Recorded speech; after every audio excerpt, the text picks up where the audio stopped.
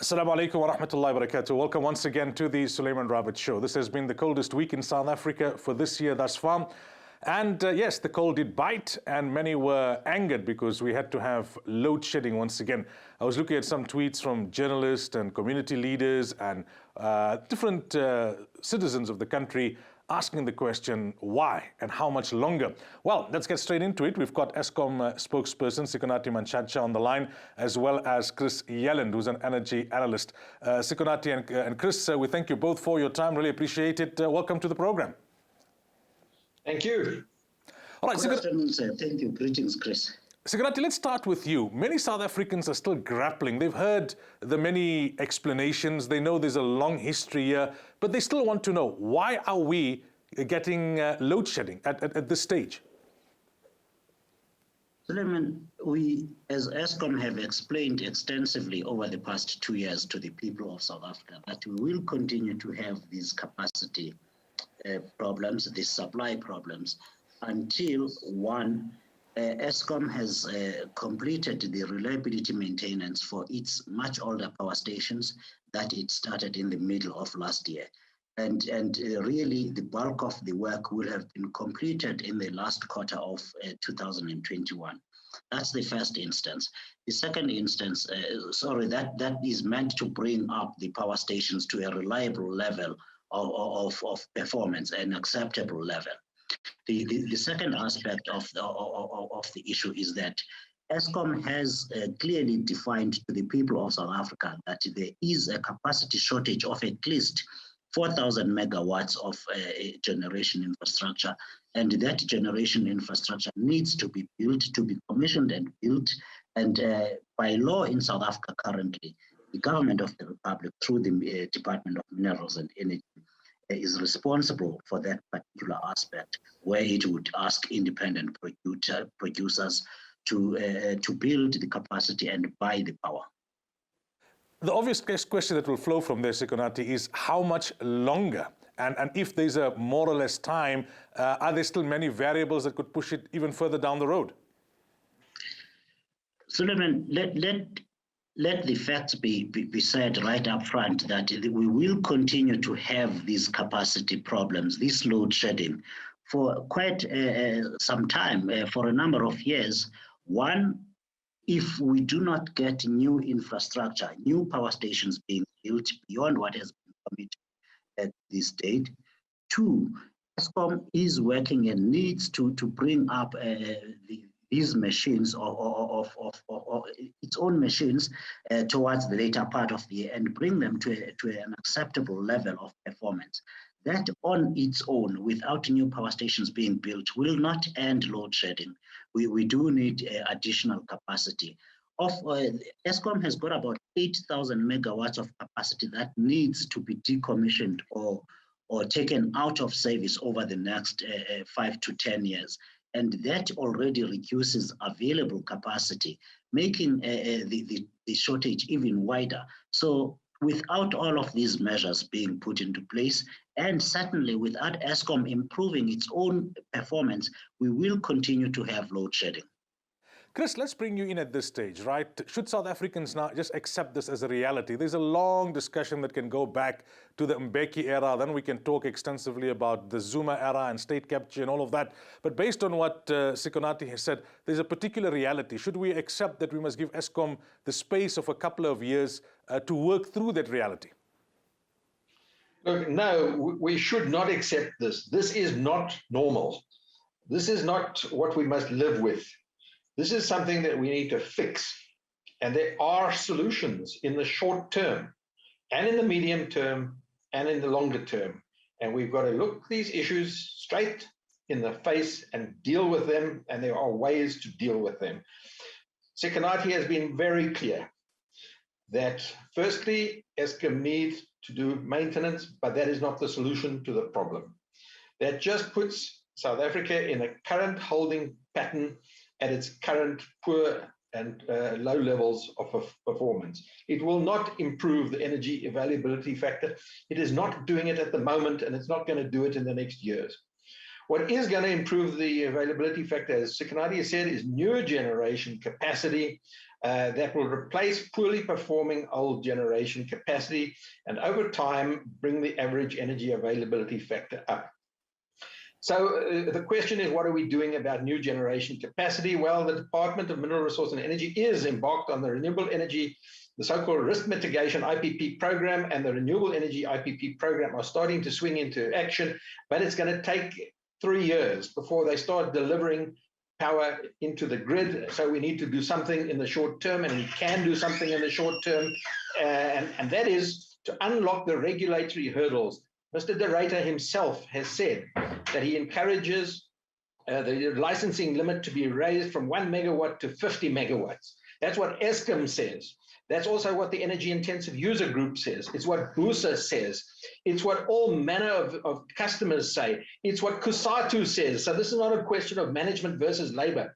The mining industry and labor, the captains of industry, are all on the same page. Even the presidency is on the same page. The only person who's not on the same page is the Minister of Mineral Resources and Energy, Mr. Gwedi Mantashe.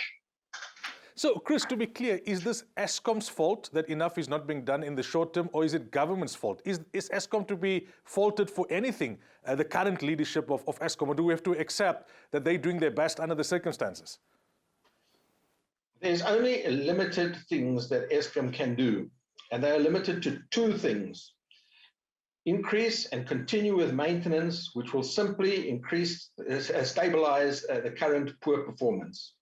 The second thing it needs to do is bring Medupi and Kusile online as a matter of urgency. We know about the cost and time overruns. Slowly, these units are coming on stream, but they then also need to be reworked because of design and implementation flaws. So I do believe that the solutions, the Eskom has got its work cut out to do. But the real solutions do not come from Eskom. They come from the customers of electricity taking ownership of their own energy future, building power, and wheeling through the grid, and Eskom is encouraging this. So I think Eskom is playing a positive role. It has got work to do, but I think the real work is on the Department of Mineral Resources and Energy, firstly, to bring on the public procurements for the risk mitigation IPP program, the renewable energy IPP program, and to unlock the regulatory red tape that is holding back customers from becoming part of the solution. Sikonathi, coming back to you, right, Chris seems to be quite clear. He's saying it's not so much Eskom's problem in terms of what can be done in the short term. It's more government's issue. Does Eskom have a position on the unlocking of the regulatory, red tape, if you want to call it that, to be able to do something in the short term? Absolutely, Suleiman. This is totally spot on. Eskom has made recommendations within the limitations that it can under the Department of Mineral Resources. As he said, convinced the government to increase the limit to 50 megawatts where you can produce your own power without needing a license. For some reason, the Department of Mineral Resources and Energy, and despite the president's speech in the State of the Nation address, in which he said we should increase the limit to 50 megawatts, the Department of Mineral Resources and Energy has kept it at 10 megawatts, which really does not do much to change the problem. It is absolutely true that Eskom only executes the programs and policy of the government, which does not excuse us inside Eskom from doing the things that we can do. And this is what we have been communicating over the past year and a half. Maintenance, making sure that we are building Medupi properly and fixing it. Yes, it's 14 years been in the making. It was meant to be completed over 5 years. That again is an issue that this current team of management is trying to get to the top of, and that applies to Kusile. But that is as far as Eskom itself can go. The regulatory mechanism is within the government itself, in the Department of Mineral Resources and Energy. Sikonathi, I know you've got many other interviews to get to, so before we let you go, talking about management, in recent days, the headlines has been all about De Ruyter being cleared now, these charges of racism and corruption and whatever else. What's Eskom's sentiment that you'd like to communicate to the public post this process?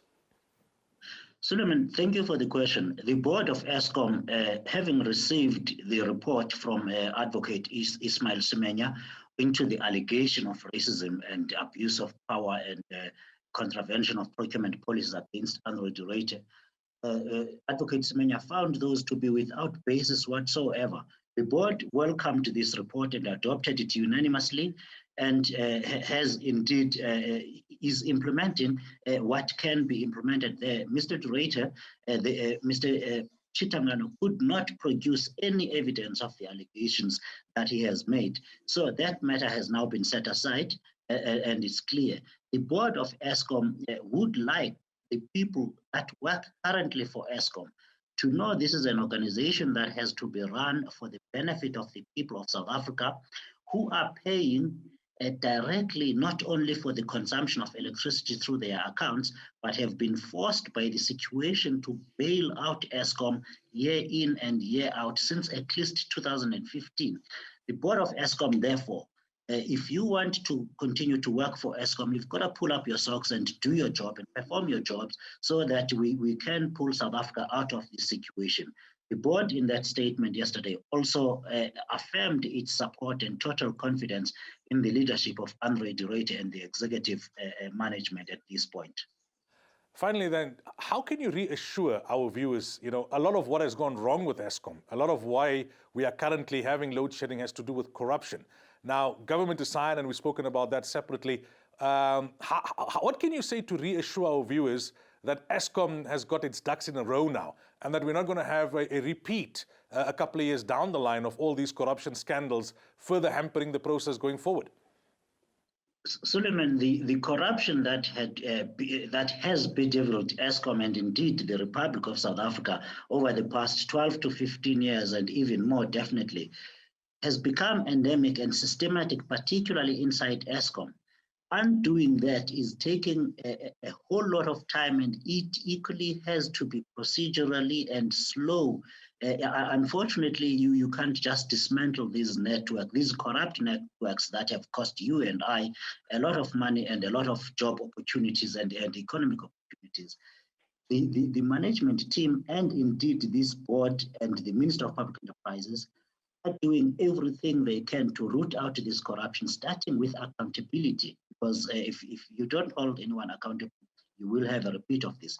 There's 110 cases that Eskom has laid with the police over the past 3 years.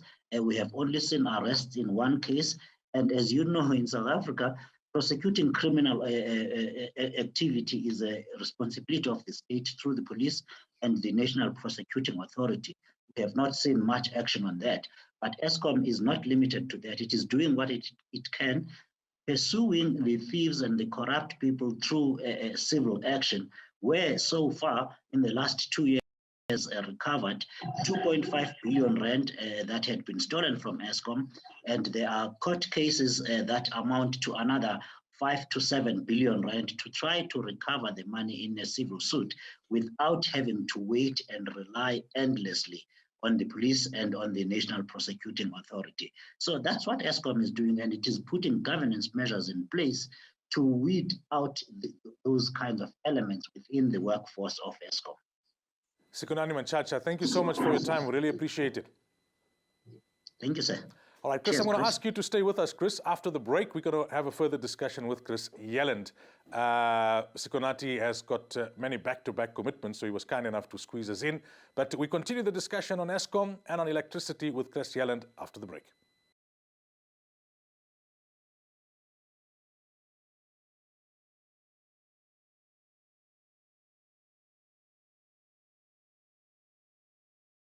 Welcome back. So we're talking about Eskom. As I said in the introduction, it's been the coldest week in South Africa thus far, and people have had to contend with load shedding. People are tweeting, as I said earlier on, that, is this a war-torn country? Is this not supposed to be South Africa, one of the most progressive countries on the continent? Yes, it is Africa. Yes, we are a third world country, but this is not supposed to be happening. That is true. It's not supposed to be happening, but it is happening for a variety of reasons. There are many people responsible, and that goes back quite some time. But what we try to hone into on this program is to see whether the current management of Eskom is not doing something that it can. Now, Sikonathi Mantshantsha, the spokesperson for Eskom, had to leave us. He's got back-to-back interviews. But we continue the discussion with Chris Yelland, who's an energy analyst. Chris, thank you once again for your time and for the patience. Are you confident, Chris, that this management of Eskom, de Ruyter and others, have got their act in order and that they are the best now positioned to take us forward over the next couple of years? Yeah, I do think so, and the problem is not going to be solved just quickly like that. In fact, the quick solutions are out of Eskom's hands. But Eskom, I do believe, is really grasping the problem and doing something about it. Let me just give you two examples. When Mr. De Ruyter came into office, one of the very first things he did was to look at procurement in Eskom. And there were networks of corrupt procurement people within Eskom.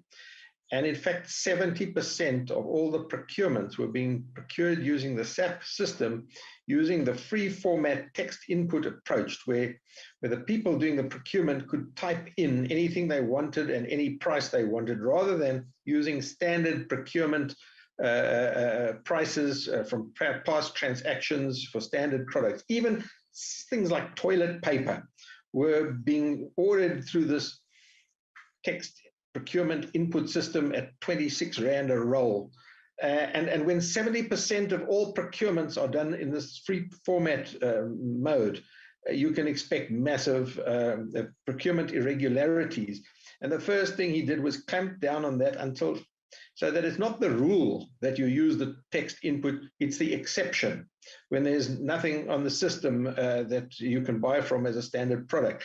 And he reduced that from 70% to about less than 5% of procurements through the free text format. That clamps down on massive corrupt networks within Eskom. And it's not surprising that there was a massive kickback within Eskom from people who are losing their corrupt revenue streams. That's one example of what was done. It saved Eskom billions. Second thing he did, you just have to look at the contract recently with a major computer company, Cisco. That Cisco had a claim on Eskom for 7 billion Rand.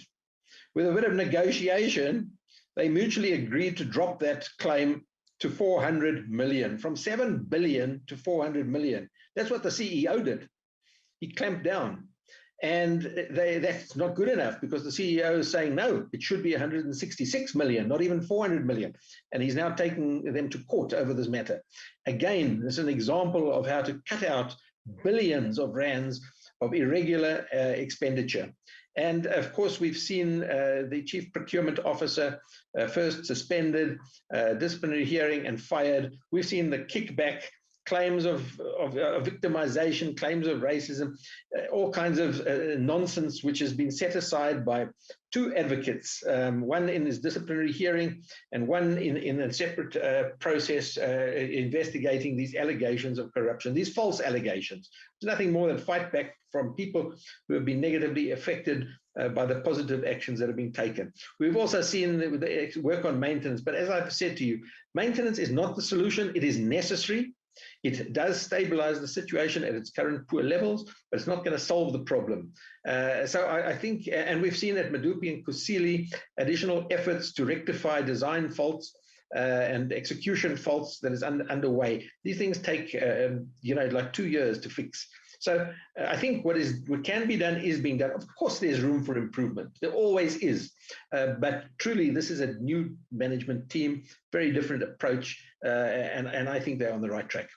Now, we know that Mantshantsha, the current Minister of Minerals and Energies, whom you say is refusing for whatever reason to unregulate or unbundle these regulatory hurdles, he was not part, or seemingly not part, of the whole state capture faction within the ANC. Do you think he's just being difficult? Is he being ill-informed? Is he getting bad advice? Or do you smell a rat here? Because if everyone seems to be saying the same thing to the minister, including Eskom themselves, why is he not listening? Yeah, I struggle to answer this question myself. I tend to think that people are shaped by their history and by their background, and certainly in Mr. Mantshantsha's case, he comes from the coal mining industry. He was a coal miner himself. He was shaped by the labor movement and by the struggle. He's a born fighter. He's been fighting his whole life. The thing about government now is it's beyond the fight stage now. We've now got to deliver. That kind of battle is over. And when you're a minister of state now, it's about delivering results. It's not about fighting anymore. So I think sometimes, as I say, people are shaped by their past. And I think he is backward looking as opposed to forward looking. He sees industry, when he sees good jobs, he sees smokestack industries, he sees miners coming out of pits with their faces grimy. That for him is real work. But we're living in a completely new world. We're living in a world of information technology and the fourth industrial revolution, where the nature of jobs have changed dramatically. The nature of business and industry has changed dramatically. South Africa is no longer a suitable venue for energy intensive industry. We have to move to services industry, manufacturing industry, value adding services. This old seeing industry in terms of an aluminium smelter is history. In South Africa, we don't have the right electricity price. We'll never be competitive on the world stage. So the world has changed, but I fear that our minister has not changed. Well, I suppose many would argue that the broader cabinet, including the president, that needs to take responsibility. They cannot allow one individual to be so obstinate when what is obvious is glaring you in the face. Be that as it may, right? You mentioned an important point there about the cost to the economy. Now, many of the gripes that we see on social media and on WhatsApp and other platforms is about individual consumers who are inconvenienced. There was no lights last night and it was so cold. There was no lights this morning and I struggled to get the garage door open. But has there been any measurement in terms of the impact on the economy? And has the economy adapted now? Have they, foreseen that, this is going to be another couple of years and put in place adequate measures to mitigate against the impact? Well, of course, business has and is taking actions to mitigate against the impact. And even now consumers, because many of us are now working from home as opposed to working in an office. So what used to be an inconvenience in the past has now become an economic burden. If you're working from home and you're relying on an internet connection, you've got to take mitigation steps. You've got to install battery backup. You've got to install solar PV systems to enable you to ride through 2, 3, 4 hours of load shedding. This all comes at a cost to the economy, because it's not adding to the productivity of the economy. It's just keeping it as it was, but you have to spend money in order to keep it as it was. So whatever mitigation methods you take come at a cost to the economy. And of course, the thing that is even more hard to quantify is the cost of lost opportunities of foreign domestic investment that have decided South Africa is not the right destination anymore because it cannot provide reliable electricity. It cannot provide certainty as to the electricity price path over the next 10, 20 years. And when in business is going to make an investment of productive equipment or a plant or a smelter or something that is going to supply for the next 20 years, they need to know what the price of electricity is going to be doing, because that is a major input cost. And if they don't have certainty on that, they're going to move to other places in the world where there is more certainty. And it's very hard to quantify that which has not even happened yet. So to answer your question, yes, there have been studies. It's a subject that economists get involved in. They work out a thing called the cost of unserved energy, how much electricity was not delivered to the economy, what is the cost to the economy of unserved energy, and you can quantify it. The CSIR has done it, the National Energy Regulator of South Africa has done it. Short and tall of it is the cost is truly massive cost to the economy. All right, so Chris, what advice would you give to consumers? Because earlier on, I latched on to a point that you made when Sikonathi was still with us on the line, that really the consumers have to take things into their own hands as far as possible and try and make a difference for themselves. That's ordinary South Africans on the ground. Would you say, look, it's time to invest in a generator at least, or UPS inverter? If you've got the money, perhaps go off the grid, go totally solar. What advice would you give to the average person out there? Look, if you are simply living at home and can put up with the inconvenience of load shedding now and again, and it's not insurmountable to put up with that inconvenience, then there's no need to spend a lot of money. You just change your lifestyle a little bit and live with the problem. But if you're a business and you're working from home and you need power to do productive work during the day, and you need a computer and an internet connection and lights and heaters in order to work, then you need to start making plans. And yes, it is expensive. The capital cost is high, but the business case is becoming more and more compelling, especially for consumers that live in municipal areas, which pay a lot more for the electricity than if you're a business living in or operating from an Eskom area. So the business case of reducing your electricity consumption from the grid through PV and battery energy storage is very much more compelling in the towns and cities of South Africa. And even now, the banks are beginning to finance these arrangements. You know, that you can just add it to your bond. You change your bond, you put it on the bond, and you pay for it out of the savings that you're going to make out of electricity. So that business case is becoming very compelling. And as the banks start providing finance for these kind of installations, it removes that big barrier, actually, which is the upfront capital cost, which many people would like the savings to pay for the capital cost. And if you can get it financed by a bank and the savings can pay for the monthly repayment of your capital and your interest, then it's a no-brainer. And we're reaching that stage, especially as the Eskom price goes up and up every month. And the prices of renewable energy and battery storage come down and down every month. And we're at that break-even point now where it's starting to make absolute business sense. Now, we've spoken about Eskom, right? Let's assume a few years down the line, Eskom hopefully gets its act in order. What about councils? I mean, I take my own example. I live in a place like Lenasia. Earlier this week, we had load shedding at night from 8 p.m. to 10 p.m. 10 p.m., the lights come on in every area of Lenasia except our extension and a couple of surrounding extensions, because there's a perpetual problem with the box, you know, that kind of facilitates the electricity for that area. And City Power tells you the same thing all the time. Listen, the infrastructure is old. We don't have the funds to totally replace. We just patch and repair, and so we go along. Is that another whole problem altogether, that infrastructure that at council level? It is. It's another huge problem. There are numerous problems. So we've got the Eskom generation capacity shortages. You've got the state of distribution infrastructure in South Africa. You've got the state of municipal businesses, or the municipality, and it's a business to its business is to deliver services to people in the municipal area. Many of these municipalities are in very poor shape. So it's not just electricity. It affects water, it affects refuse collection, it affects roads, all manner of services provided by local government. So there are problems in local government. There are problems because of the rising price of electricity and the desperate situation with poverty. You get rising levels of theft and non-payment of electricity.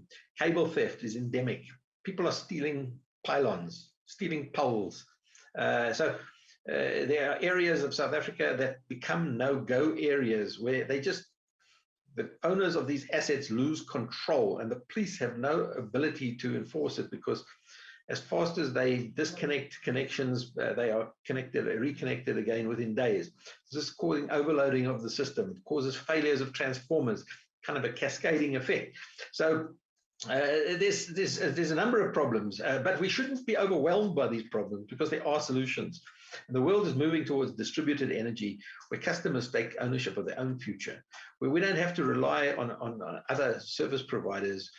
We take control of our own future, and that's what distributed energy allows. And the prices of distributed energy and battery storage systems are becoming such that they actually make economic sense.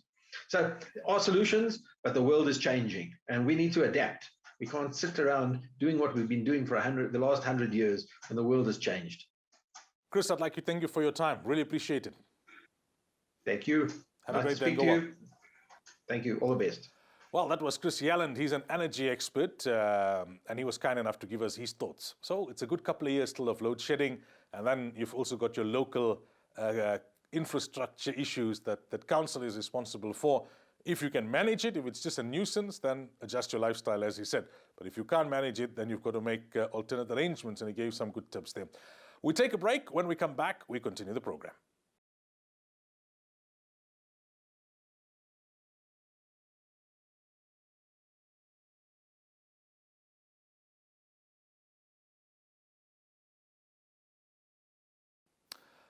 Welcome back. So the first two parts of the program were dedicated to the ESCOM or ISHCOM issue. And they say South Africa is even worse than the Titanic. The Titanic went down with its lights on. Yeah, sometimes you got to just break up a serious issue with a bit of poor humor, swag jokes, flow ones, as they would say. Now, a few days ago, I had an interesting opportunity. I think one of the ANC branches had a meeting, and they had asked for for someone to come and talk on behalf of the Muslim community on the issue of Palestine. And so I was asked to take up the opportunity, and I called the usual suspects or authorities on the issue and asked them for their thoughts and put together a few thoughts. And Sunday morning, Ronnie Kessels wrote a brilliant piece in the Sunday Times. That piece kind of like surmises the issue in many ways. And I borrowed from his piece and put that as part of my presentation. And guess what? As I enter into the Zoom meeting of that branch, I find that Ronnie Kessels is part of the meeting. So naturally, you feel a little bit intimidated because he was a member, or he is a member of that branch. Another speaker did a presentation as well, more on the historical aspects. And then I did my presentation, and luckily, shukr to Allah, he was very impressed, and he actually asked for my number from some of the organizers, and we had a good chat after that, and he asked me that, please, he would like to come on the program. So in due course, we would, inshallah, be hosting Ronnie Kessels. But I thought, you know what, rather than only reacting with a few kind of broad points, maybe I'll share some of what I discussed in that presentation with the viewers. So firstly, for your own understanding, just to try and broaden and deepen and embellish and add on to your own understanding. And secondly, so that when you interact on the Palestinian issue, you have a few more points. Now, I was asked to speak on the origin, the nature of the Palestinian crisis and the solution. I didn't go too much into the origin because, voluminous books have been written there. It's going now 8 decades. But I started with a few very important quotes. Nelson Mandela saying, we South Africans cannot regard ourselves as free until the Palestinians are free. And then President Ramaphosa in his newsletter saying that there will never be peace until the root issues are addressed. You also have the quote of the UN Secretary General who said, if there is hell on earth, it is the lives of the children in Gaza. And then I kind of linked that up to what Ronnie Kessels was saying in his article, that what is the root reason for support and solidarity of Palestine? Equality, justice, and human rights.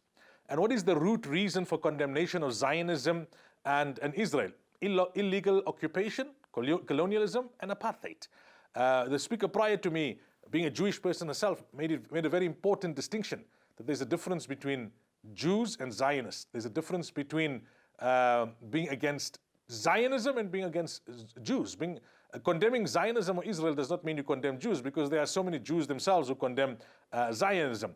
In terms of the historical context, I think Ronnie Kessels did a fantastic job in that article where he says Britain decided to establish a state for foreigners in somebody else's country without consulting the indigenous Palestinians.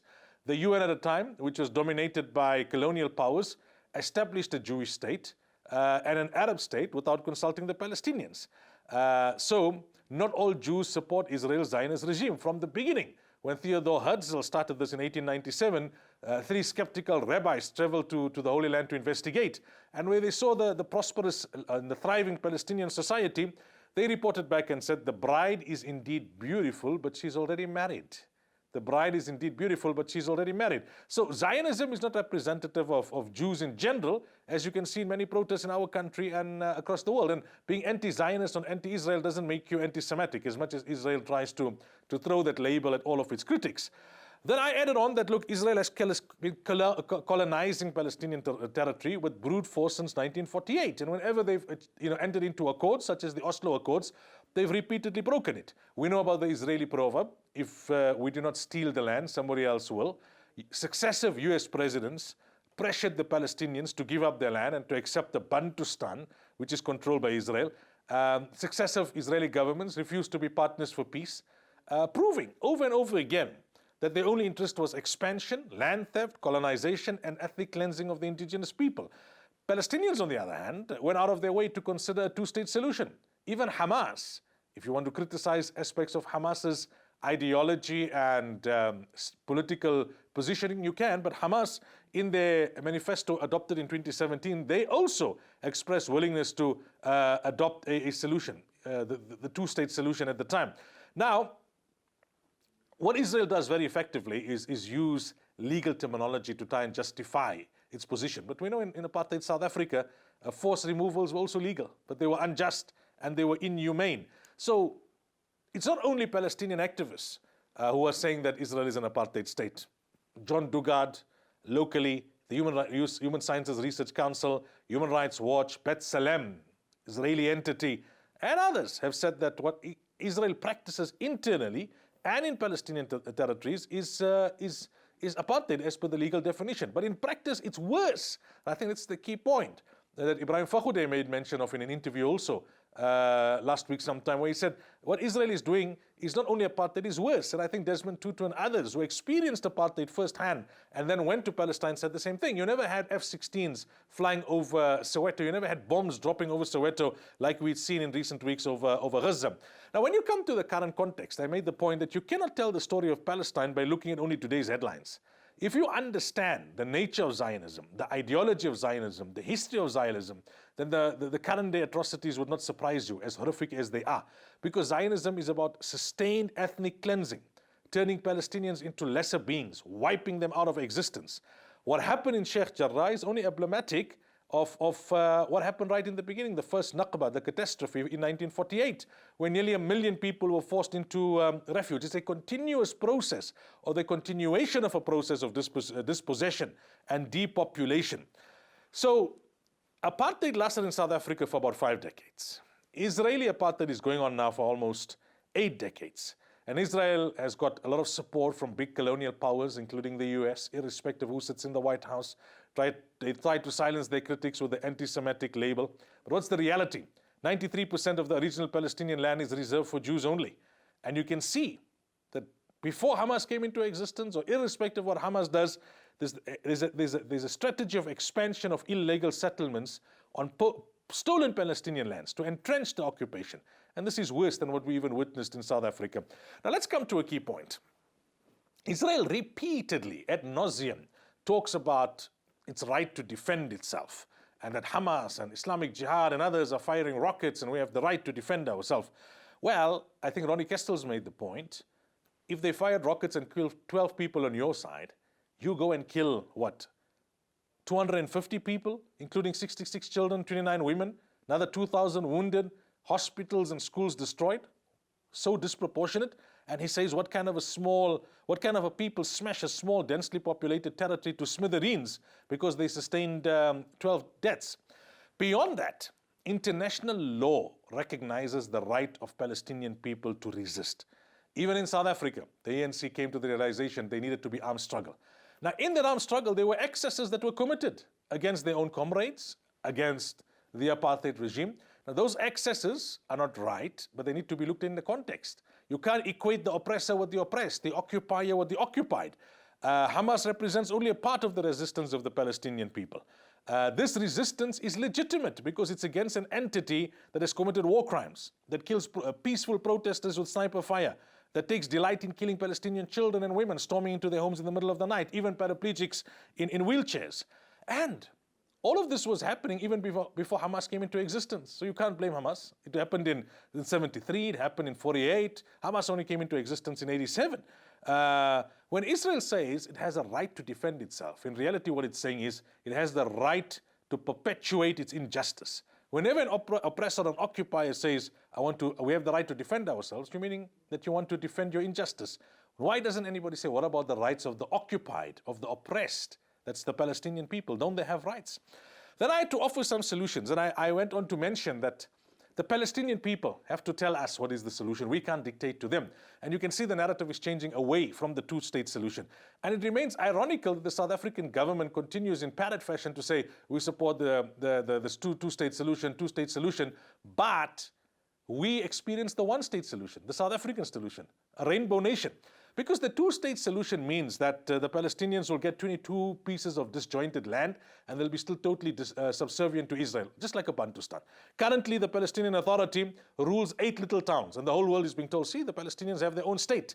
This incoming prime minister now, who's going to replace Netanyahu, he once did an interview and he said, well, they've got their own state in Gaza. There's so many Palestinians in Jordan, so that's their own state. We're not going to give them a third one. The Palestinian Authority is responsible for running Gaza. Well, you know what happens there is the Palestinian Authority is dependent on those salaries. So they can't disrupt the status quo, can they? The thing is that branches and ANC members and citizens of this country needs to put pressure on political parties, especially the ruling party, to move towards the Rainbow Nation solution, the one-state solution, and to move beyond the rhetoric. I asked the question, how is it almost 30 years after ANC rule in South Africa that Israelis can come to South Africa without a visa and Palestinians need a visa? It's supposed to be that Palestinians can come without a visa and Israelis should be barred as part of joining international sanctions. I then left them with 10 points, which they really appreciated, and I said that these 10 points is something that they can consider as an action plan. The first, the severing of diplomatic ties. The second, petitioning the AU to make a stand. The third, exploring the possibility of suing for war crimes in the ICC. The fourth, leading, not just joining, but leading the call for sanctions. The fifth, exploring the possibility of a joint statement outside the Security Council. The sixth, supporting BDS globally. The seventh, setting up roundtables with the trade unions. The eighth, arranging regular national discussions on TV and national radio. The ninth, ensuring regular opinion pieces in the newspapers. We can't go to sleep every time the bombs stop, because the Palestinians are still suffering. They've got to rebuild now whatever has been destroyed. And lastly, to moot for a parliamentary notion similar to the Irish Parliament, which condemned Israel's de facto annexation of Palestinian land. I like what Stephen Friedman wrote recently. He said, look, I think it was during the 80s. It seemed like the apartheid regime had quelled even the armed struggle. It seemed like there was no hope on the horizon. And all of a sudden, you just saw a kind of resurgence of resistance. And then it led to the state of emergency. And globally, then you saw that there was a bolstering of the support for sanctions. And ultimately, that brought the apartheid regime to its knees. This recent round of attacks, we saw something similar. There's this new generation of young activists now taking up the struggle on the ground. What we need now is social media has made it easier. It's easier to challenge the mainstream narrative, which was so biased in favor of Israel. And you can see the sentiment starting to shift. So as much as the situation on the ground is very dire, there is light at the end of the tunnel. Right, so that's what I shared with them, and alhamdulillah, it was very well received. Like I said, Ronnie Kestels was impressed by those points I mentioned, and then we got into a discussion afterwards. He called me, and we now, inshallah, once he settled down, he was just traveling from Joburg to Cape Town. He said we should call him, and he'd love to be part of the program. So hopefully we'll be able to do that soon. That's it for this week's edition of the program. Remember us in your du'as, keep warm, keep safe. Until next time, inshallah, assalamu alaikum wa rahmatullahi wa barakatuh.